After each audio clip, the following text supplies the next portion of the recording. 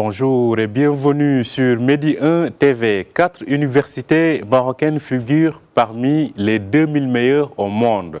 Et ce, selon le dernier classement du Center for World University Rankings, organisme privé basé aux Émirats arabes unis et spécialisé dans l'évaluation des systèmes de formation et de recherche. Parmi ces 4 établissements universitaires, l'université Mohamed V de Rabat arrive en tête au niveau national, mais aussi au niveau maghrébin. Un classement honorable donc, qui nous pousse à parler une fois de plus de l'évolution de l'enseignement supérieur au Maroc.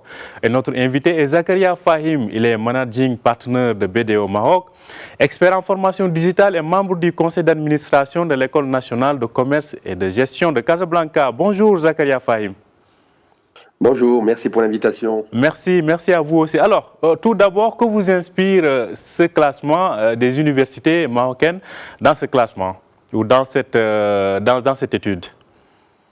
Je pense qu'on peut être que fier de voir qu'il y a beaucoup de travail qui a été fait depuis plusieurs années pour effectivement élever un peu le niveau donc, de nos universités, pour faire en sorte d'attirer des bons enseignants, parce que je pense que ce critère joue sur 2 volets, donc la qualité de la recherche, mais aussi la qualité des enseignants et les débouchés. Et ce qui est intéressant quand on voit qu'on est classé 4e à l'échelle continentale, mais aussi arabe, c'est qu'il y a beaucoup de choses qui ont été faites. Et ça aussi, c'est un peu pour démystifier l'université, parce qu'on voit toujours les grandes facultés bondées, des gens qui sont, plus ils sont diplômés, plus ils sont chômeurs. Et on oublie qu'il y a de très belles écoles d'ingénieurs, de commerce, comme l'ONCG ou des écoles d'ingénieurs qui font de très belles choses et attirent des talents.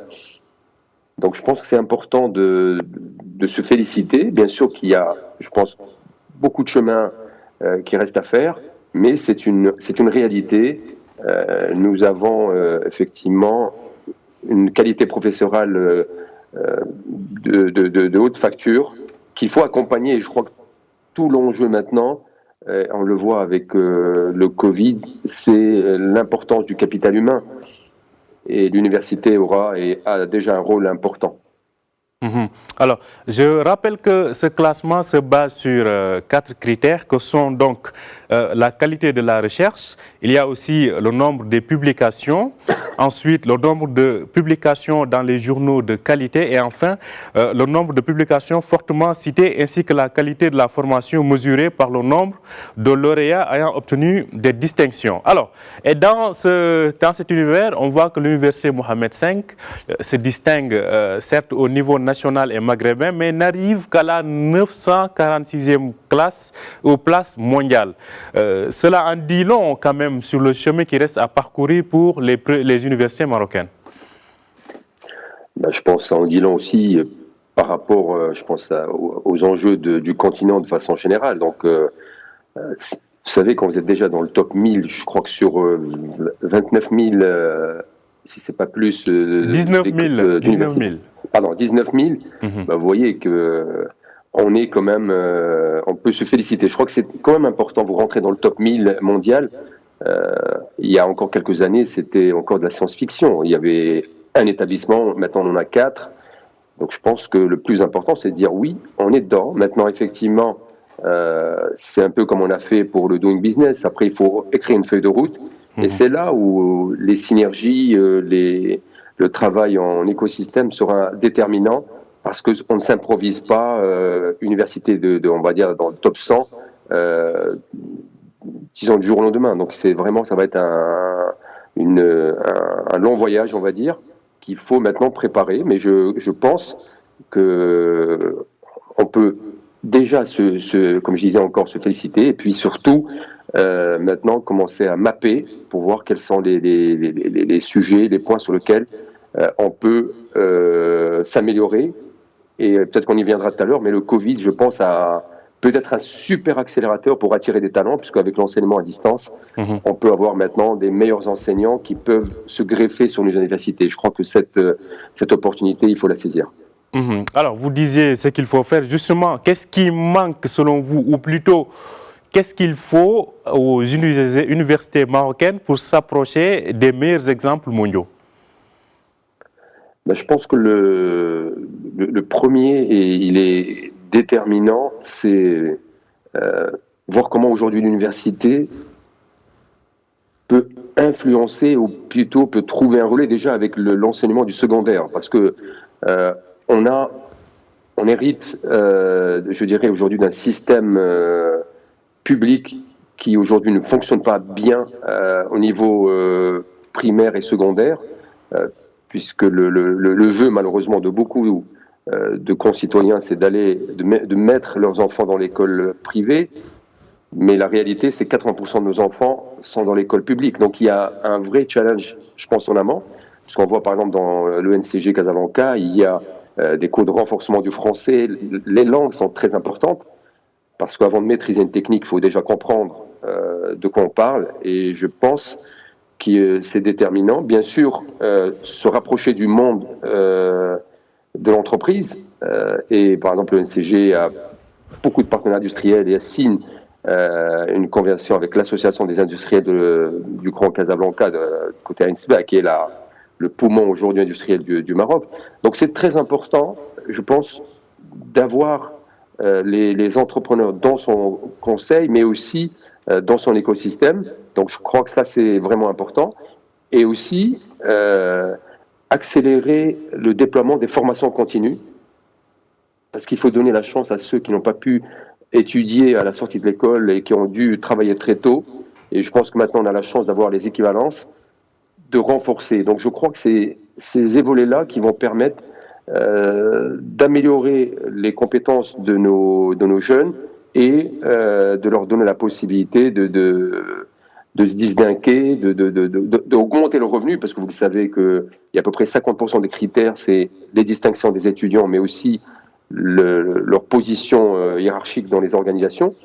Et je crois que là, il y a cette double détente, effectivement, renforcer les relations avec le monde de l'entreprise, sur les stages, mais aussi sur l'écoute de leurs besoins. Donc, ce que je disais tout à l'heure, les formations continues et puis sont déterminantes.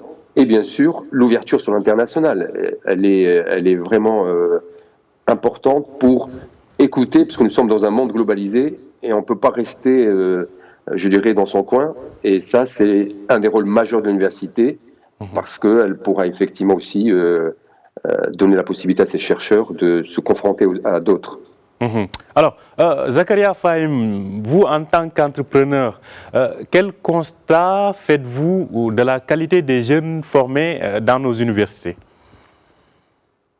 Donc je crois que là aussi, quand on parle d'université, il faut faire le distinguo entre ce qu'on appelle les études spécialisées, les fameux masters professionnels, les licences professionnelles, les gens qui sont dans les écoles, les instituts, et effectivement, ce que beaucoup de gens ne voient d'université, c'est que les grandes cohortes dans les facultés de droit ou de certaines études qui ne sont pas toujours enclins à permettre de travailler tout de suite. Mais je crois que ce qui est important, et on l'a vu avec le Covid, c'est qu'il faut donner une bonne culture générale, une bonne capacité d'apprendre à désapprendre, et partir de l'idée qu'on peut avoir une formation généraliste. Et on le voit dans les pays anglo-saxons. Vous avez une formation en anglais et vous pouvez faire des études en expertise comptable ou en marketing. Donc, il faut qu'on sorte de cette approche en silo. Si je fais une formation dans une direction, je suis obligé d'y rester parce que le monde change. Et donc là, il faut être capable de donner la possibilité à nos jeunes de se réorienter rapidement et de changer de fusil d'épaule. C'est réinventé. Alors, le classement dont on parle porte sur la qualité de la recherche et de la formation.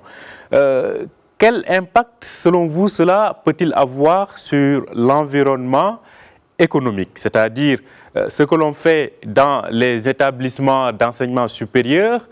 Aujourd'hui, comment orienter ça pour que cela puisse avoir de l'impact sur le monde économique? C'est ce qu'on disait encore juste maintenant, c'est vraiment renforcer de façon encore plus accélérée le partenariat public-privé, notamment, comme je disais tout à l'heure, parce que souvent on parle beaucoup des grandes entreprises, mais moi je reste convaincu qu'il y a aujourd'hui une manne extraordinaire dans les PME, que je connais très bien, qui ont des besoins importants, qui sont le premier employeur pour les aider à valoriser aujourd'hui leur image, mais aussi, et je pense par exemple à la ONCG Casablanca, on est en train de mettre en place un certificat sur l'intelligence économique et la diplomatie pour rappeler le rôle majeur aujourd'hui de l'université pour accompagner toute la stratégie de Sa Majesté pour l'ouverture sur le continent.